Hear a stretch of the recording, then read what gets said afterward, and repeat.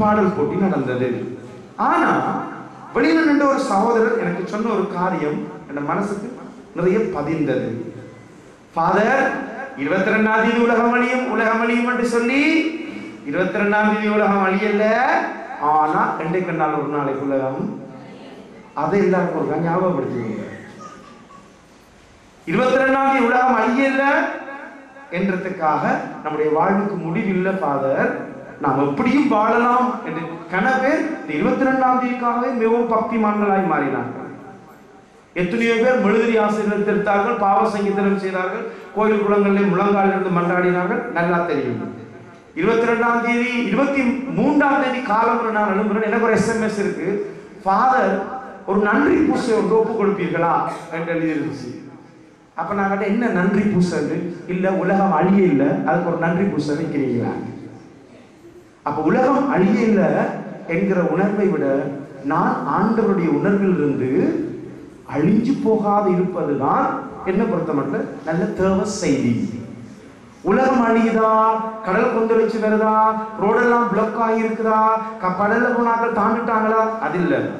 என்னுடைய உள்ளத்தில் பிறந்த இயேசு இன்னும் அழியாமல் இருக்கிறாரா என்கிறத நாம கேட்டு பார்க்க வேண்டும். ஆனா இன்றைக்கு கோயிலுக்கு வரும்போது நீங்க என்ன உணர்வோட வந்திருக்கிறீங்க? நாங்க வேதக்காராக்கள், எங்கட உள்ளத்துல இயேசு பிறந்திருக்கிறார் என்ற நோக்கத்துல வந்திருக்கிறாங்க. சிலர் கணவன் இந்துவாக இருக்கலாம், மனைவி இந்துவாக இருக்கலாம், பிற சமயத்தில் இருக்கலாம். என்ற மனைவியில கொண்டாட்டத்துல, என்ற கணவன் கொண்டாட்டத்தில் இணைந்து கொள்ள வேண்டும் என்று அவர்கள் வந்திருப்பார்கள். அவருடைய உள்ளத்திலே இயேசு இருப்பாரா எனக்கு தெரியாது.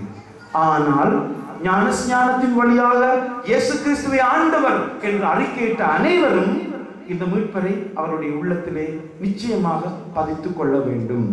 இந்த மீட்பர் எப்படிப்பட்டவர் என்றால், மற்றவர்களுக்கு வாழ்வு கொடுக்கிறவர், மற்றவர்களுக்காக தன் துன்பங்களை தாங்கிக் கொள்ளுகிறவர், மற்றவர்களுடைய சிரிப்பில் தன் சந்தோஷத்தை காண்கிறவர். ஆக இந்த இயேசுவினுடைய பிறப்பை கொண்டாட ஓடி வந்திருக்கிற நாம் எல்லாரும் அந்த சந்தோஷத்தை மற்றவர்களோடு பகிர்ந்து கொள்ளாத வரைக்கும் கிறிஸ்துமஸ் இந்த காலத்துல நல்லா இருக்காது. நீங்க வேணுமெண்டா இந்த பாலன் கூடு வச்சிருக்கிறத நிச்சயமா நீங்க பூச முடிஞ்சோடனே அங்கதான் எங்களுடைய கிஃப்ட்ஸ் எல்லாம் எக்ஸ்சேஞ்ச் பண்ணி கொள்ள போறோம். எப்படியோ நீங்க போய் பாருங்க, அந்த பாலன் எதுக்குள்ள பிறந்திருக்காரு செக் பண்ணி பாருங்க. பாலன் எதுக்குள்ள பிறந்திருக்காரு தெரியுமா? தண்ணிக்குள்ள. வேணும்னா நீங்க பூச முடியும் போய் பார்க்கலாம். பாலன் எதுக்குள்ள பிறந்திருக்காரு? தண்ணிக்குள்ள. உண்மையா இந்த முறை கனவே தண்ணிக்குள்ளான்னு நிற்கிறோம். கனவே இந்த பூசைக்கே வர முடியாம இருக்காங்க. சில நாட்கள் இங்க 9 மணிக்கே பூசைக்கு வந்துட்டாங்க. என்னன்னு கேட்டா, ஐயோ ஃபாதர் ரோட்டு முழுக்க தண்ணி, அதான் நாங்க நேரத்தோட வந்துட்டோம். ஆக இந்த முறை இயேசு வளமையா மலைக்குள்ளதான் இயேசுநாதர் பிறக்கிற கிறிஸ்துமஸ் வெள்ளம் போடுற இது ஓவரா இந்த வெள்ளம் போட்டிருக்கு. ஆக இயேசு சுவாமி இன்னைக்கு வெள்ளத்துல பிறந்திருக்கிறார் என்று சொன்னா, இன்றைக்கு இயேசுனுடைய அன்பு அனைவருக்கும் போய் சேருவதற்கு நம்மை ஆண்டவர் ஒரு ஊந்துகோலாக, ஒரு சக்தியாக பயன்படுத்த ஆசைப்படுகிறார். இயேசு சுவாமி பிறந்திருக்கிறார் என்ற கேள்வியை கேள்விப்பட்டவுடன் எல்லாரும் ஓடி சென்றார்கள் அவரை பார்ப்பதற்கு. நீங்களும் அவரை பார்க்கறதுக்காக ஓடி வந்ததை விட, அவர் எங்கட இயேசு பிறந்திருக்கிறார், எங்கட உள்ளத்துல பிறந்தார் என்கிறதை பார்க்கிறதுக்கும் அதை மீண்டும் மீட்டி பார்க்கறதுக்கு தான் நாம் எல்லாரும் இங்கே இருக்கிறோம். ஆகவே இன்றைய நாளில் நான் உங்களுக்கு தருகிற சின்ன செய்தி இதுதான். ஆண்டவர் இயேசு மகிழ்ச்சியின் ஆண்டவராக பிறந்திருக்கிறார். இந்த மகிழ்ச்சி இன்றைக்கு உங்களோட வீட்டுல கட்டாயம் இருக்க வேண்டும். இந்த மகிழ்ச்சி நீங்கள் இன்றைக்கு சந்திக்கிறவர்களோடு கட்டாயம் இருக்க வேண்டும். இன்றைக்கு நீங்க பூச முடிஞ்சு ஒருவரை ஒருவர் வாழ்த்துகிறது, அது உள்ளார்ந்த ரீதியான மனம் சந்தோஷம் கொடுக்கிற மகிழ்ச்சியாக இருக்க வேண்டும் என்று நான் உங்கள் அனைவரையும் நான் வாழ்த்துகிறேன். உன்னதத்தில் தேவனுக்கு மகிமை, பூவுலகில் அனைவருக்கும் சமாதானம் என்கின்ற அந்த வார்த்தை நம்முடைய உள்ளத்திலே பதிய வேண்டும் என்று உங்கள் அனைவரையும் பார்த்து நான் அன்பாக கேட்டுக்கொள்கிறேன். கண்களை மூடி இன்றைய நாளில் நாம் உயிரோடு இருக்க ஆண்டவர் கொடுத்த சந்தர்ப்பத்திற்காக நன்றி சொல்லுவோம். நமக்கு ஒரு குடும்பம், அந்த குடும்பத்திலே சந்தோஷம், அந்த சந்தோஷத்துக்கு நான் தான் காரணம் என்று சொல்லக்கூடியவர்கள் இருந்தால் பெருமைப்படுங்க. எங்கட வீட்டை சிரிப்பண்டா அது என்னாலதான், வீட்டுல எல்லாரும் அன்றாட உணவண்டா அது என்னாலதான், வீட்டுல கவலைகள் வார நேரம் அதை தீர்த்து வைக்கிறதுண்டா அது நான் தான் எங்கட வீட்டுக்கு சந்தோஷம்.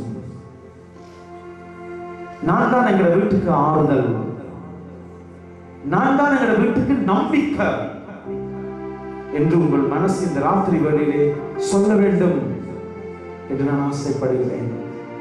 ஏனென்றால் நம் ஆண்டவர் அருள்நாதர் இயேசு இந்த உலகத்திலே அந்த அமைதியை, அந்த ஆறுதலை, அந்த சந்தோஷத்தை நமக்கு கொடுக்க வந்தவர். ஜீவ தண்ணீர் நீரே ஆளுகை செய்யும், ஆலோசனை காத்தரே என்னை வாழி நடத்தும். ஆண்டவரே, நீங்க இந்த உலகத்துல பிறந்தது ஒரு பிரகாசம். எங்களோட வீட்டுல நான் தான் இருட்டுக்கு காரணமா இருக்கிறேன் என்றா என்னால சண்டை, என்னால நிம்மதி இல்லை, என்னால பிரச்சனை, நானே இந்த குடும்பத்துக்கு அவன் பெயரை கொண்டு வருகிறவளாய் இருக்கிறேன் என்று நினைத்தால் இயேசு சொல்வார், நீதான் அந்த வீட்டுக்கு சமாதானமாய் மாற வேண்டும். அந்த காரியத்தை குறித்து எல்லாரும் ஜெபம் செய்வாங்க. இன்றைய நாளிலே நான் அழகாய் உடுக்க, அழகாய் இந்த இடத்துக்கு வந்த போக யார் யாரெல்லாம் காரணமாய் இருந்தார்களோ அவர்களை நன்றியோடு ஆண்டவருக்கு ஒப்புக் கொடுக்கிறேன்.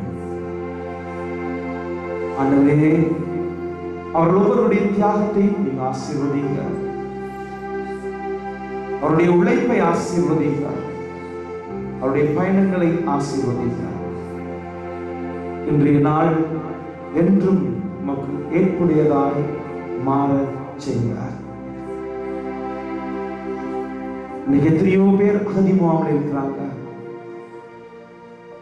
எத்தனையோ பேர் வீட்டிலேயே பூசைக்கு வர முடியாம இருக்கிறாங்க, எத்தனையோ பேர் தங்களோட ரோட்டை கடந்து கொள்ள முடியாம இருக்கிறாங்க. அவர்களுடைய குடும்பத்திலும் தேவரீருடைய சந்தோஷம், அன்பு கடந்து போக வேண்டும் என்று ஆசைப்படுகிறோம்.